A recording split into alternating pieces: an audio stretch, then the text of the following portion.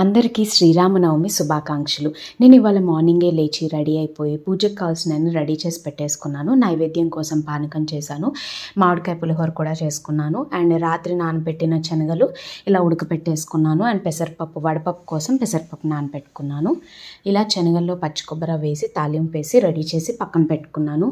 So ఇలా వడపప్పు, బెల్లం, పానకం, శనగలు, పులిహోర, అరటిపళ్ళు అన్ని నైవేద్యానికి అయితే రెడీ చేసి పెట్టేసుకున్నాను. నేను ఇలా మన హనుమంతుడిది సింధూరం ఉంటుంది కదండి, దాంతో శ్రీరామ శ్రీరామ అని చెప్పి 108 టైమ్స్ రాముడు అష్టోత్తరం చదువుతూ పూజ చేసుకున్నాను అనమాట. రాముడికి చాలా హాయిగా ఉంటుంది. నాకైతే 1 hour పట్టింది. నేను రాముడి నామం వింటూ, రాముడి పాటలు వింటూ చేసుకున్నాను.